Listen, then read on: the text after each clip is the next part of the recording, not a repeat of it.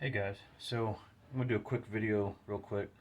Um, so you know that we're gonna start working on the Jeep motor as soon as it gets back from the machine shop. So I have a day off here, so I'm gonna clean some of the parts before I get ready to do assembly when it gets back. So what I've got in my hands here, I've got parts of the rocker assembly.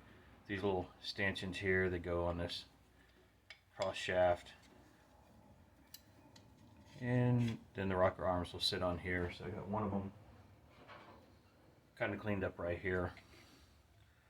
And it's going to sit right here and do its thing. So don't really need to talk about the rocker arm right now. We'll get to those when we do assembly. But I wanted to kind of point out, when you do these old engines, when you take these things apart, you start taking things to want to clean them. I'm sitting little right here over the parts washing bin. So these little stanchions right here, like I said, there's the shaft that runs through here. This will hold the valve cover on, so you want to make sure that's, nice and tight. But if you look at the bottom of them, and if you look real quickly, you see one hole. But if you look even closer, there's a second hole down here. Let's see if we can hit it with the rag there, get that cleaned up. There you go. You can see there's a hole in there.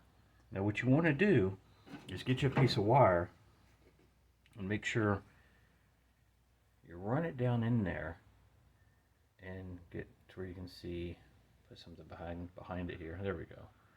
You can see that wire sticking down in there. You want to make sure you get all of that nice and clean, because the first one of these that I pulled apart, it looked completely flush right here. There's just a tiny little dimple.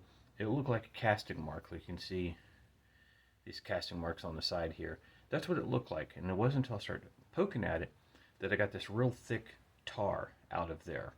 And it's one of the things we think we had a problem with on this particular motor, is it burned the number one bearing on the connecting rod. But there's other places we found this really thick oil tar type stuff in the oil galleries and apparently in here.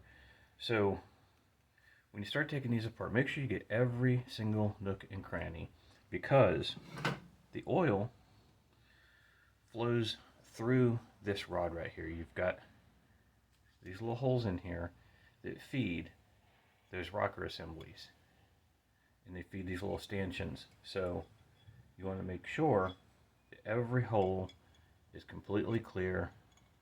Everything has free flowing oil when you do a reassembly.